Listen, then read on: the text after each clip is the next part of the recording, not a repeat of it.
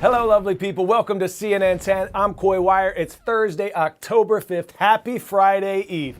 We have big news that we have to jump right into. Historic news out of the nation's capital. For the first time ever, the Speaker of the House has been voted out of office. Speaker Kevin McCarthy, the Republican leader in the House of Representatives, was kicked out of his position in the middle of a congressional term. Speakers in the past have stepped down after losing the support of their party, but McCarthy is the first to be ousted through a vote. The ousting was orchestrated by McCarthy's rival, Republican Matt Gaetz. Many members of the House were unhappy with McCarthy's stances on issues like spending cuts and the war in Ukraine. And Gaetz warned that he would file a motion to vacate or force a vote to remove the Speaker if McCarthy worked with Democrats to fund the government over the weekend, keeping the government running instead of risking it shutting down. But that's exactly what McCarthy did over the weekend. Over a century ago, Republican Speaker Joseph Cannon faced a similar situation and basically dared his critics to vote him out. Cannon survived that showdown, marking the first time the House even thought about removing a speaker. Former House Speaker John Boehner also faced a threat back in 2015, but he didn't wait for the vote. He decided to retire early instead.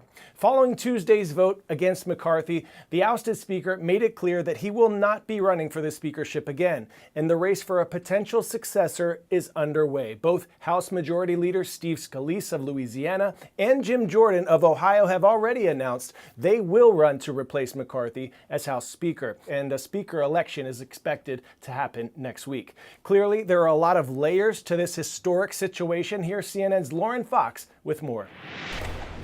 Former House Speaker Kevin McCarthy vowing not to run for Speaker again, after an unprecedented vote Tuesday plunging the House of Representatives into chaos. The motion to vacate was filed by Representative Matt Gaetz, who along with 7 other GOP members voted to oust the Speaker.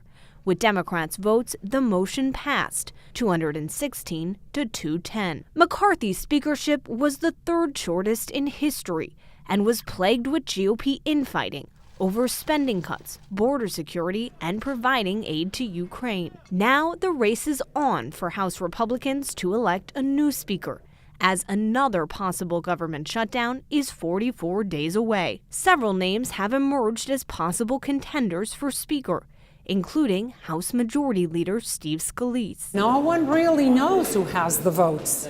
So now we're going to go through that exercise right now and see who has our support. One person not interested in the job is Gaetz. Are you putting yourself forward for the speakership? Absolutely not. I have no desire to be speaker. McCarthy, for his part, says he has no regrets about his tenure as speaker. I don't regret standing up for choosing governance over grievance. It is my responsibility. It is my job. 10-second trivia. The Mississippi River starts in Minnesota and ends in which state? Mississippi, Louisiana, Texas, or Alabama? The Mississippi River ends where it starts flowing into the Gulf of Mexico, and that is in Louisiana, where we're headed next.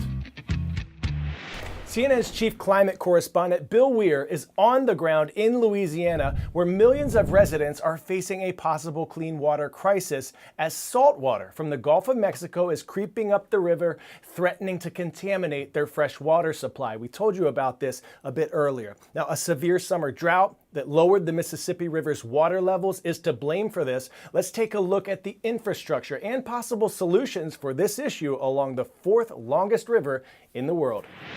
In South Louisiana, folks are plenty familiar with saltwater that moves at the speed of a hurricane.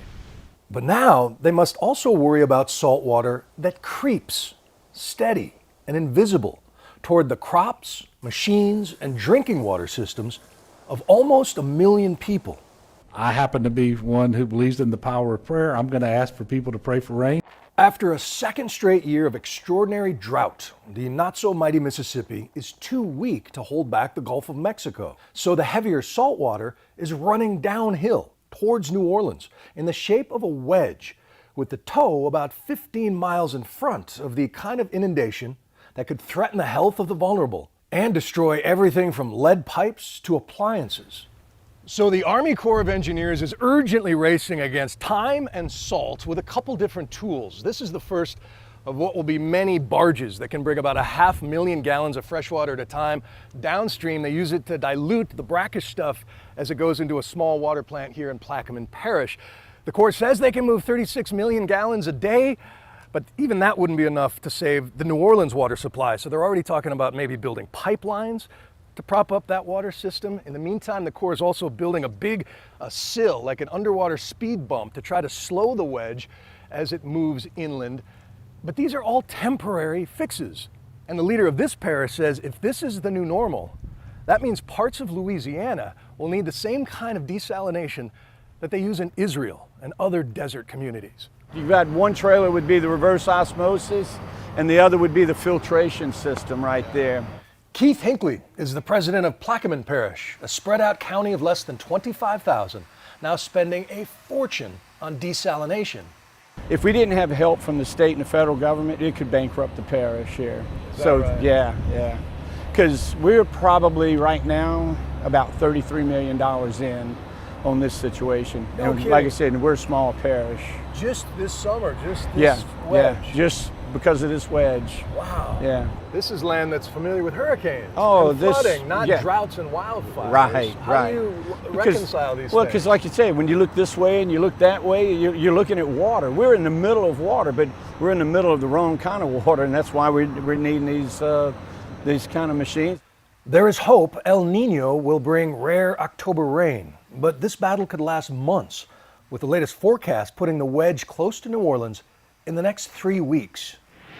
Next up, some news about high-tech helpers, medical robots that can step into risky or dangerous situations to help medics so that they are kept out of harm's way. This tech has several advantages, like being able to work for extended periods of time and reach places doctors might struggle to get to. But there are also plenty of questions. How much will this tech cost? And at what cost? Can or should these robots replace a trained human? Take a look. Spread out. I'm Dave Handelman, Senior Roboticist at the Johns Hopkins Applied Physics Lab. We're collaborating with the Army on medic robot teaming.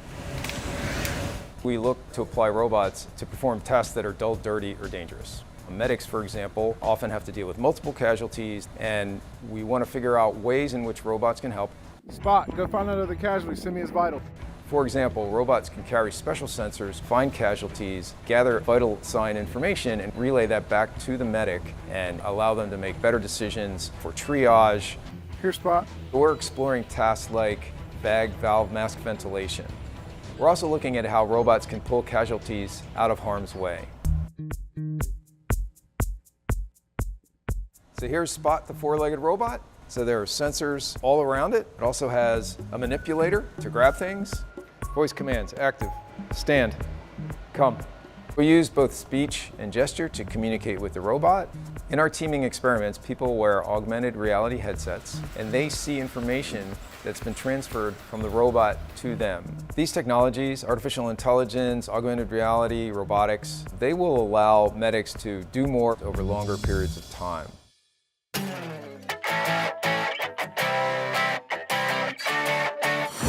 Today's story getting a 10 out of 10 is positively amazing. NASA shared this image of Pan, Saturn's innermost moon, and it's not big. It's approximately 15 miles across. And is it just me, or does this moon look like a ravioli? The new technology allowed us to get a better look at its features, and honestly, yeah, that might be a big piece of pillowy pasta. Throw a little sauce on there. Ah, the possibilities. Hey, this reminds me, what do you call a fake noodle?